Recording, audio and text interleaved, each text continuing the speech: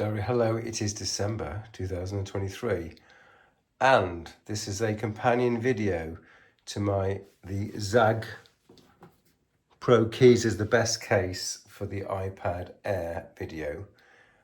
In this video, I'm going to show you some of the alternative cases and ideas that I've had. Now the backstory is the case that you select for your iPad is going to depend on your usage case. If you never need to type on your iPad, then you've got a really simple solution. But depending on the amount of typing or how you want to position your iPad, i.e. if it's not always on your lap, do you want it to stand on a table all by itself, then you need to consider what case you're going to buy, because those different cases are going to support the things you need to do. Now for me, I've been a laptop person for several decades. I'm not really a fan of iPads at all, or was not previously a fan of iPads or tablets at all, because I always need to use a keyboard. So in a way, using an iPad is always going to be a compromise, but I wanted to be able to believe that I could use the iPad for consuming content, which means I don't really need a keyboard, an iPad for a little bit of input, which means to say I could take perhaps a bit of a rubbishy keyboard, or an iPad for a lot of input, in which case I need an iPad with a better keyboard. So that's where I've come from. Let's see how I got on with what's in front of you. And just to show you what I've got in front of you, this is a folio case, no keyboard. This is a bigger case, which contains a keyboard, this keyboard in fact. This is the ZAG device, which is a separate, the iPad's in here for the moment. This is a secure shell with a magnetically attachable keyboard. And this is a neoprene bag, which could protect your iPad and, let's say, the keyboard if you had it in there at the same time. This is a plastic bag from IKEA with a double ziplock at the top there, so that it's guaranteed to keep it dry if it rains. Oh, and finally, it's all going to be sitting in this super lightweight Salomon Advanced Skin 12 rucksack, because that's how I'll be carrying this rucksack when I run places, which is preferable to walking because it's quicker. Right, so we're going to go through these little devices one by one, and we can show you how great these cases are or not.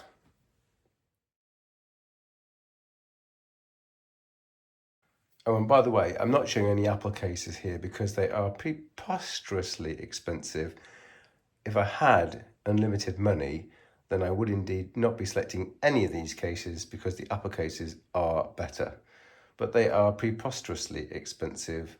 I'm also not showing you the Logitech case because, again, that's about £200. And that's above my price point. My price point sort of ends at about £100. I'm not really wanting to spend any more than that on a case.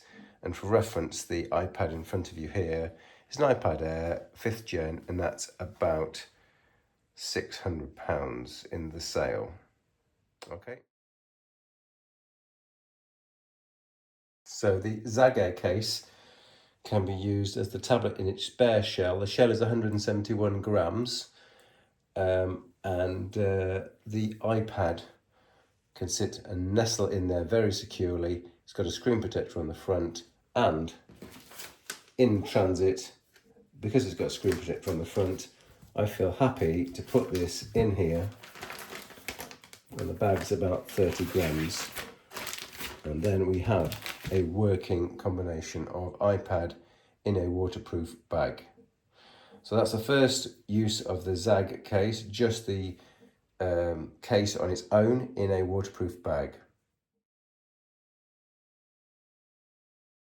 So we're still with Mr. ZAG, and here's the second example of using the sleeve with the keyboard, and the keyboard's got two different angles, and it's super solid. It's really a strong magnet here, and this is not going to go anywhere. So that's one angle. That's a second angle. Oh, it's really solid. I've got to take off. That's a second angle, and of course You can also use the tablet like this. So we can use the tablet like that. We can also take this tablet off like this and use it like this. So we've got 3 different ways of using this tablet.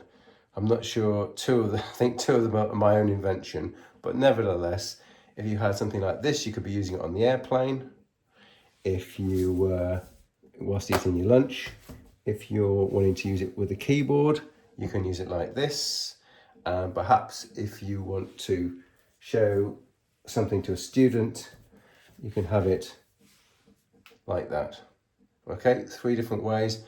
I think this is the most versatile device, but let's look at the alternatives. Okay, the next case I'd like to show off is this very economical £10 case. I have several different cases turned up. They're all almost identical. And in this case, this is your classic copy of the old Apple iPad case. You've got a cover which protects the screen, although I do have a screen protector on here, and also puts the iPad to sleep. So that's very useful. Got my helper maybe coming to help us. But secondly, you can use this case in many different ways. You can take the iPad and you can curl it around, and that way you can have it tented up like that. What you could do if I knew what I was doing. There you go. Oh, no. So as you can see, it's not ideal. So there you have the iPad at an angle. Okay. Or you can have it up at the back, standing like this. So as you can see, the iPad's at a steep angle on a table, or perhaps on an airplane table. So that is a case, it's about £10, and I wanted a case which had the edges here. So these edges protect your iPad after you first bought it, so that it's protected on these edges. So it's a £10 case with a hard plastic back and a sort of velvety inside and automatic switch off. Okay, now this case could be combined with a keyboard, and so this nearly won out against the preferred option, which is the ZAG option. So let me show you oh, by the way, this is 220 grams. So this is a £10 case. It's 220 grams, but it doesn't have any keyboard at all. So if you're like me and you need a keyboard, sometimes a little bit, sometimes a lot, then the idea would be to have a separate keyboard. Now I'm going to use a keyboard from one of the other cases that I'm going to show later, but it's available separately, but for about the same price as the actual keyboard plus the case. So plan B was to have this keyboard attached to this iPad. Now this keyboard, looking at weights here, because I'm very weight sensitive, again, as you know, I'm trying to get a minimum weight combination. So this keyboard was 181 grams. So this is 181 grams on top of this case, which is 220 grams, and it's a magnetic keyboard, but it's got nothing to attach to because this base doesn't do anything. So the idea would be to use the iPad like the following. You could have it tented up like this, like that, and you put the keyboard in front of it, and then you've got a working situation. This keyboard's slidey, but you could attach, you could rubberize the back, okay? And the idea is, if you're traveling with this combination, how would you travel with it? Well, you'd probably put it in some sort of case. So at minimum, you could put it in a plastic bag, which is about a 30-gram penalty. So there you've got three things together. Or you can use the neoprene case. So perhaps a better option would be the plastic bag, the neoprene case, which is 80 grams. This is 220 grams. And then you've got the keyboard, which is 170 grams. Okay.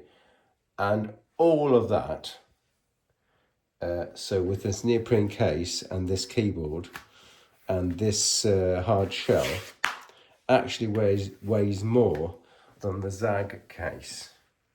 So although it's quite flexible, I decided the Zag case was better than this combination, but it's a close thing. Okay, so that's combination 2. You've seen the hard shell case, which doesn't come with a keyboard, but if you want a keyboard, you can add the keyboard. You'll travel with the keyboard and the hard shell case.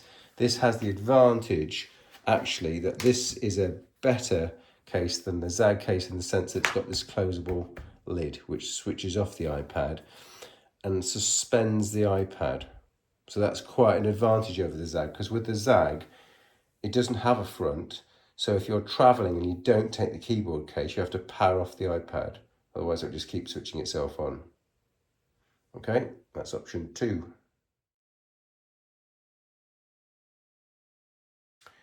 Okay, option 3 was a case which includes a keyboard. Now, had a couple of these and they all turned out to have exactly the same keyboard, but this one was £30 and had a non-rattling keyboard, for example. Whereas I got one for £19.99 as an example, slightly different colour. I got 2 of the other ones, and they both had a rattling keyboard. So it seemed if I wanted to keep the non-rattling combination, I'd have to spend an extra £10. So here let's just go into the configuration. So this is a single case where the iPad sits into this bit here, and that is freely movable. And we have a magnetically attachable keyboard, and that sits down there. So I think that this is a good case if you want to use the keyboard quite a lot, but it has the option of not taking the keyboard. So here we are with here's the option of I want to use the keyboard. So I put the keyboard and I magnetically attach it here, and then I can sort of slide this backwards and forwards. And because this is magnetic, this is not moving. And that would seem to be good. And also I could say, oh, well, today I don't want the keyboard. What am I going to do? I'm going to go away and I'm not going to take the keyboard. So this involves taking the keyboard off, traveling without the keyboard. So here we are, it's closing it up. There's the lens. It closes up like that. All very nice. By the way, this is again a case where the edges are protected. By the way, you can get lots of cases where the edges are not protected. And I'm not a fan because over time, the edges will get scratched. And if you put it inside a rucksack, and certainly if you're running, and certainly if you've got sharp other metal objects in the case with you or in the rucksack with you, sooner or later you will get a scratch. So my tip is make sure that the case that you do select has these edges. So this case, again, was very attractive. This is type 3, if you like. So here the example is, oh, I'm going out. I just take the iPad on its own in this case. What's wrong with that? Well, I'll tell you what's wrong with that is this doesn't have any way of, it can stay here, but this angle is, I can see that it's going to be a bit slippy. And secondly, if you're on a plane, this is sticking out a lot and it's a bit annoying. So I thought this was not a very good idea eventually. But initially, this was the favourite to win. But eventually, I decided this was not a good idea. So I think there's a few other modes you can do it in sort of tent mode as well. But eventually, I decided this was not going to work. But the advantage is you can take it. There's a space for a pencil, which I wouldn't really be using unless it was an actual real pencil. And because the case has got space for a keyboard, it's a bit on the bulky side. Let's just put this case back properly. So here's the case folded. This case that's got the weights. So the case was, the non-rattling case was 400 grams for the case, 181 grams for this keyboard. Again, this should be high quality video you'll be able to see on Amazon. Well, I'll send the links in the WordPress article, but you'll be able to see exactly what the keyboard looks like. And the ones that I had were all identical. This one again charges via USB-C. So this was a close run thing. In terms of value for money, this is the best, because this was, I think, £29 for this device and the not rattling keyboard, and that would be your extra expenditure. But I thought, well, I'm spending £600 on an iPad Air. Surely my budget for a case can exceed £29. Okay, so that's why the case that won was the Zag case, because the Zag case, I'm not a brand snob. Zag is a brand, kind of a quality known brand, but it does feel very much more robust. So let's just finish it off by going back to Mr. Zag case, shall we? So to conclude, the winning case for me is the Zag Pro Keys case. They make a version with the trackpad, but I felt that I would very rarely use the trackpad, and the trackpad case is much bigger because I have to include a trackpad at the bottom. So I didn't want that case, and you can't angle the trackpad case because there's nowhere to put the angling. So this was the best Zag case, the one without the trackpad.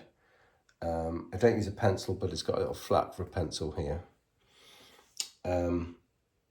This is the case that I can use with the shell on its own, or, because this magnetically attaches, like that, take it off. But if I want to attach the magnetic case, it literally simply clicks on there, and then I would use it with the keyboard like this. So when I want to pack it up, if I want to take the case with me, as I will do in this example, simply close it like that. So now the case is closed. Don't forget it's protected on the edges.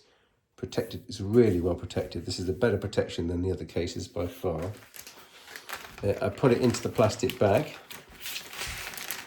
Okay. I add my old buffer payload of pen and glasses.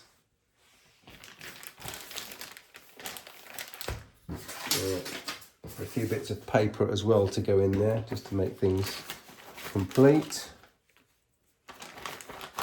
And then I seal that up in the Ziploc bag, double Ziploc, thanks IKEA.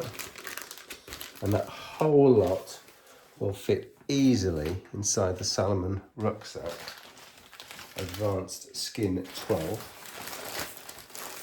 Like that.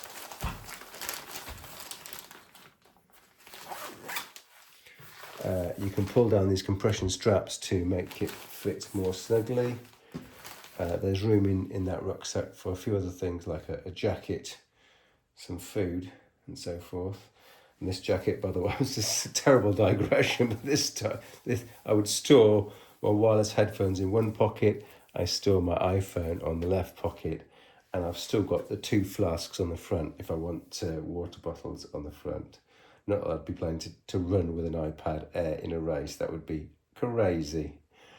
So that is the 1 kilogram package, which I could then take and use on my little trips and journeys. So the Zag Pro Keys case wins. Thank you for watching.